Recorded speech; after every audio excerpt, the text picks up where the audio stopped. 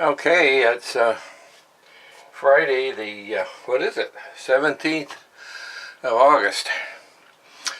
So we got here early today. Traffic was light. Got here a little bit after 10, which is about an hour and a half earlier than we usually get here. Went over to the local Volvo dealer and got some oil for the engine. So we'll stick the engine oil in now, and then I'm going to take the cover off of the water pump housing again and smear some more glycerin on the seal and snug it back up again, because when I primed the pump Wednesday, it was obviously leaking a little bit. So we'll see if that cures it. I don't want to over tighten that cover. They got small brass screws on there, but it shouldn't leak. So before I start this thing up, I want to make sure that's taken care of. Alright, so I'm going to crawl in there now and take my handy little bottle of ginger ale in with me because I'm thirsty today. And get started on this thing.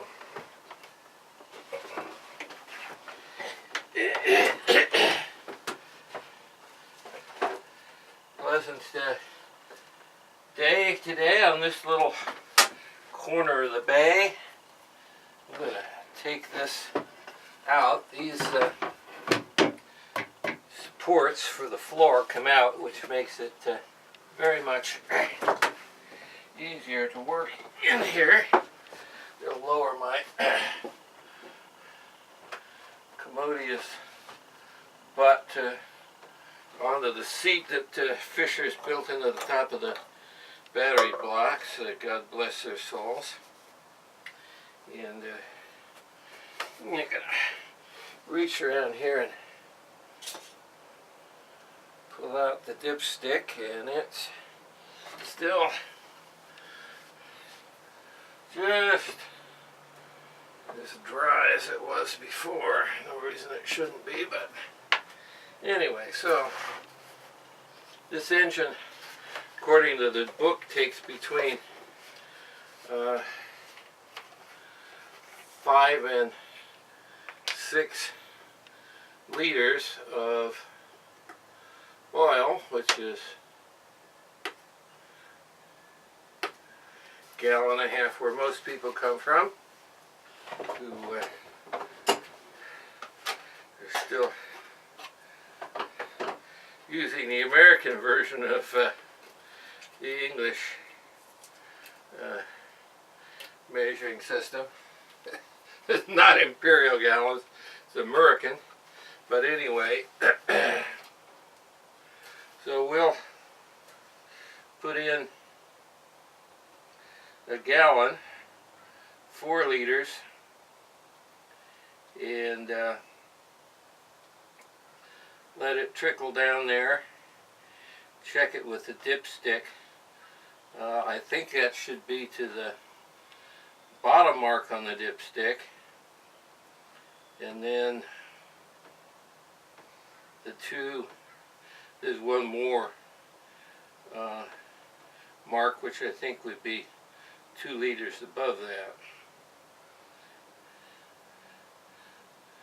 So this gallon should get us down to the minimum spot.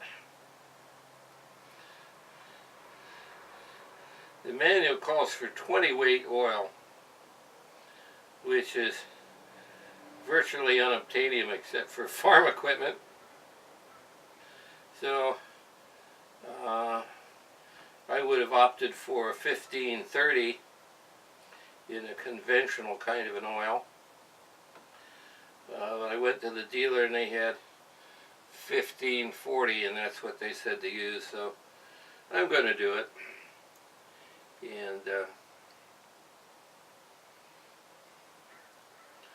they think it probably will be prudent to change this oil again after 50 or 100 hours. The oil that came out did not look all that filthy. So I've got an idea that when this thing was hauled in the end of 2015, almost 2016, that they put a new oil and filter in it. It certainly had a new filter. So I think this oil really had just the time on it that it got, being run once a month or so at the dock. I ran it more often than that. I ran it just about once a week, as often as I was on the boat for the last 6 months. So maybe a normal change interval here would be just fine. We'll see.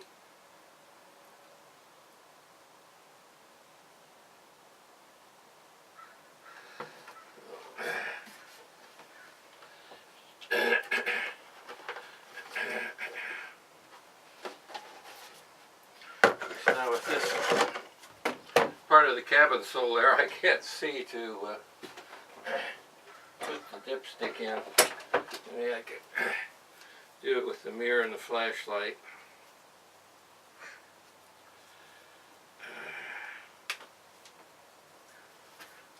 When you go to the second-hand store, always look for these little women's makeup mirrors that fold up and have some kind of a cover that keeps them from breaking.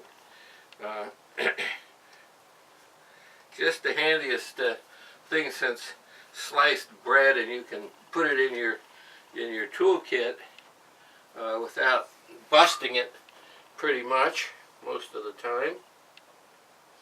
Now let's see, I can see the dipstick hole there. It's all nice and clean, so I'm not going to get any dirt on it. I think I'll just do this by the braille method. Yeah, that's fine. I can feel the tube right there. So feed it right in the hole. There it goes. I don't know how fast that oil gets down there, but pretty fast, I think. And just as I thought, this is right up to the minimum oil line. If you can see this, here's the first line, and now we know that's 4 quarts or a gallon, and the capacity is 6 quarts with the filter, so that would take it up to there. So we're right where we want to be. That's it's good. Oh.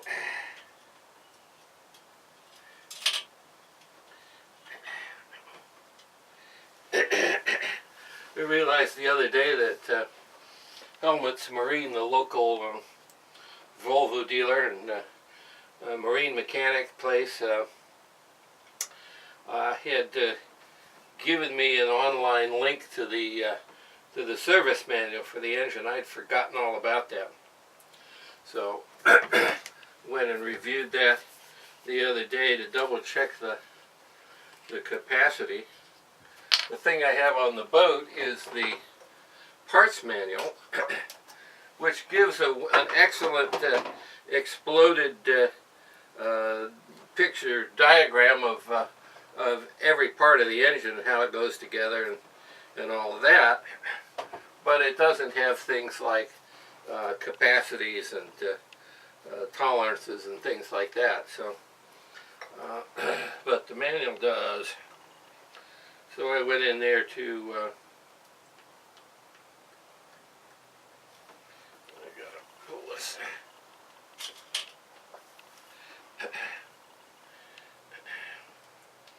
To check the engine oil capacity. I knew how much I took out of it, which was 6 quarts. But one wants to make sure of these things. Nothing worse than overfilling an engine, and you start it up and you start blowing all the oil seals out of it, and you've done a lot of expensive damage just because you stupid to read a manual. But obviously I suffered from that problem on Wednesday when I put the thermostat housing on upside down, because I didn't even look at the illustrated parts manual before I did it, and I didn't do what I usually do, which is make a little mark where things go together, so you put them back together. If you got two pieces that made up, you just draw a line across them, and then put that line back together, and they are parts are back in place the way they should have been. So didn't do either one, and got a little egg on my face, but I hid that video and didn't show you. So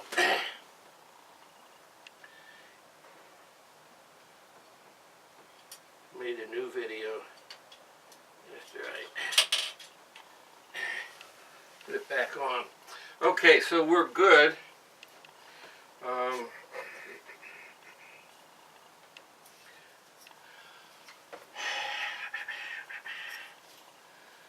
This probably could use its new rubber gasket, but handy dandy little oil filler and breather all in one, and the blow-by goes into the intake here, but this engine really doesn't have any blow-by other than just mechanical from the parts whirring around in the engine. It's quite a good engine. So that's good. Let's see. One thing I want to do here, I got several things I need to do down in this hole. One thing I want to try to do, which requires a wrench that I didn't get out. Where are you? Well, there it is.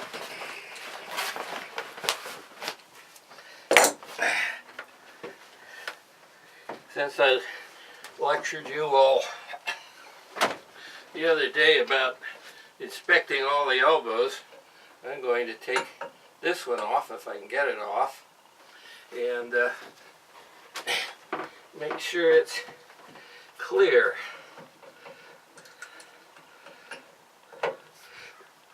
Yeah, good, it's coming right off. Just what we wanted.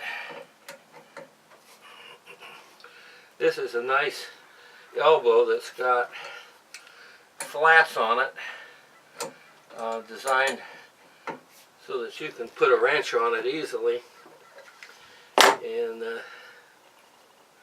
that's a mark of a good fitting.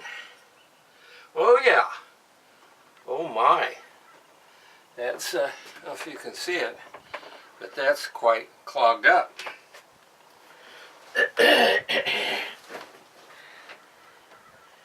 Oh my. Oh my. I think this whole elbow is clogged up, and I don't know what we're going to do about that. I tried to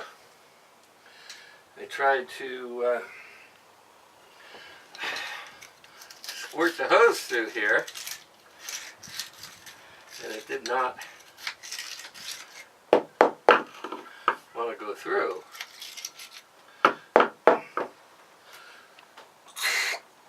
There we go. Well, that's gunked up with a variety of different things.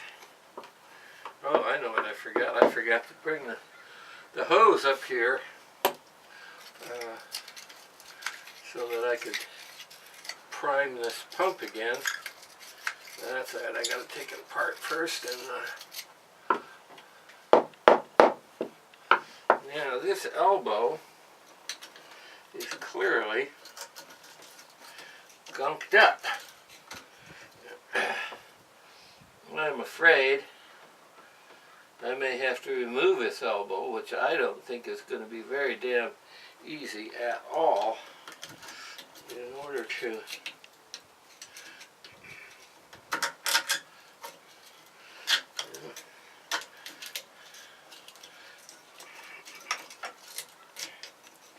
now, I'll say one thing, it's a very good thing that I resisted the urge to take this boat out on a test cruise before I inspected this cooling system, because this has really been 2 or 3 places in the cooling system that have been really clogged up. And so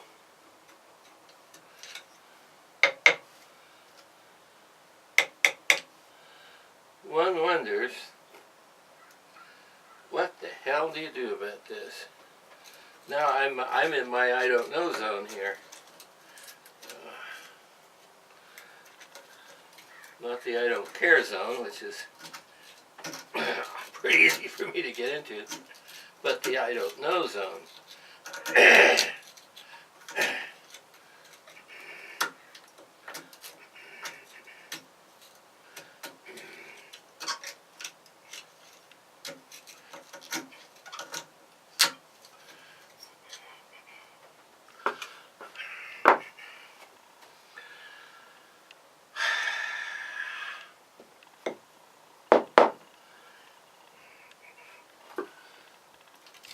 This is discouraging, to say the least. I'm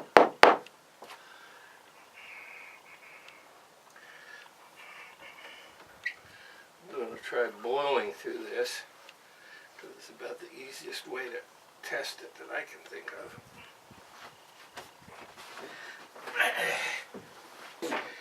Okay, girls, after you see this, you're not going to want to kiss me.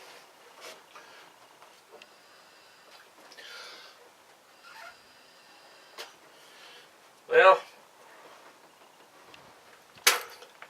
good news is I can blow through there. The bad news is I don't know which way it's going. Whether it's going out the muffler the way it should do, or going down the exhaust tube, which it shouldn't.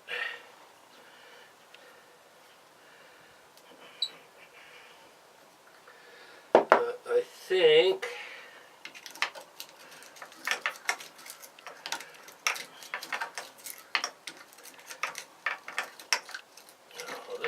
just as crude as it could possibly be.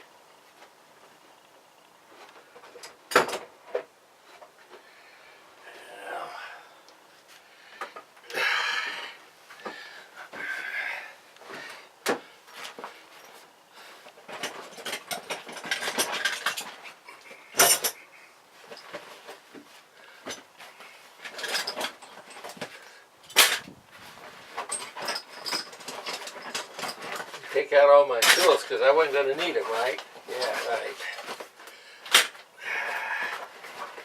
Yeah, let's see what we can do here.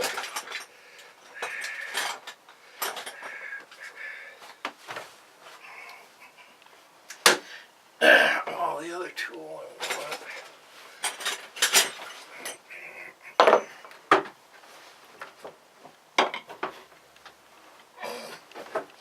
Wonderful tool to have. Don't usually use it on anything crude as this. Is a nice sharp reamer, but it's not going to get in there and do anything. All right.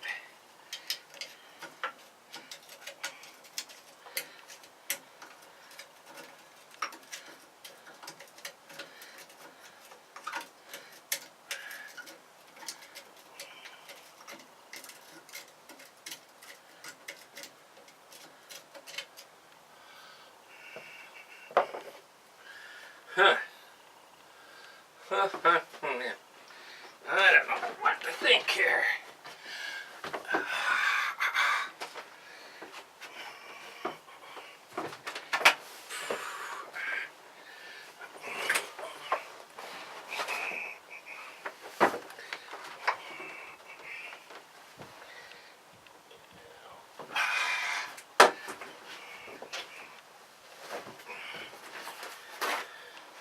In the minute I'm going to go get the hose and force a jet of water through there, and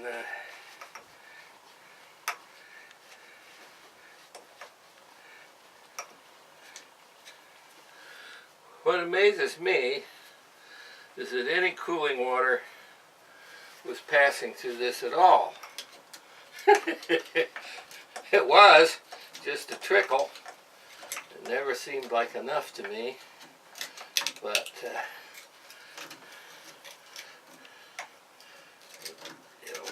it did. Let's use the flashlight in the mirror.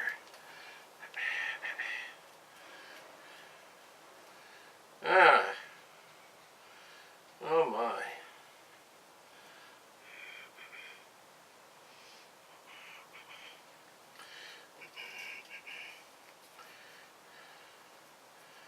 Well, let's see.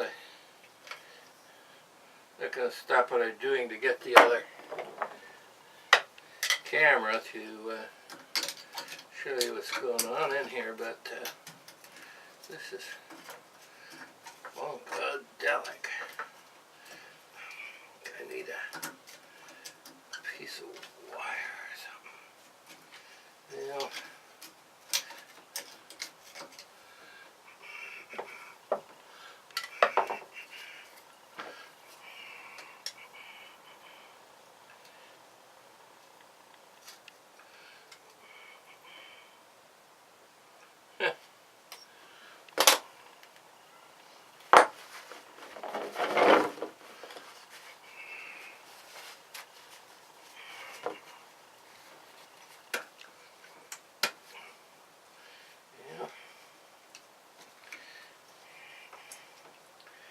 this is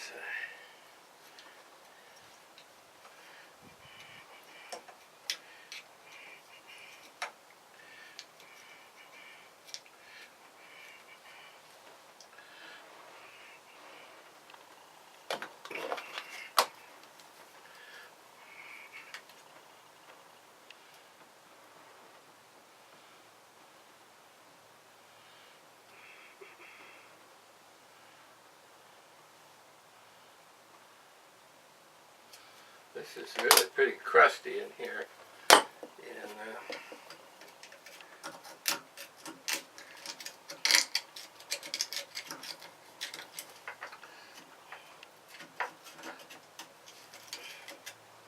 if the whole thing is like this, this is not going to help very much. And I don't know, really, what is, unless I took the whole thing off and stuck it in an acid bath or something. It might be smarter to buy a new one.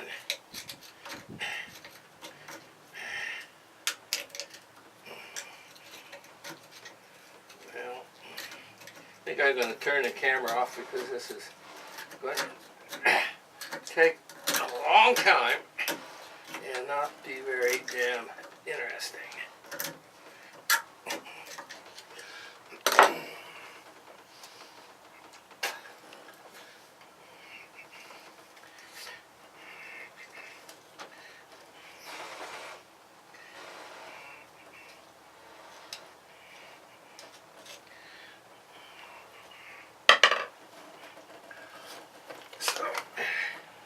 Turn the camera off sooner, except that I'm too lazy to get out of this hole.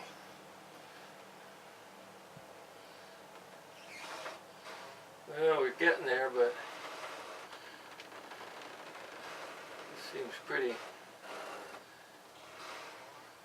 small compared to what I think the opening should be. Alright.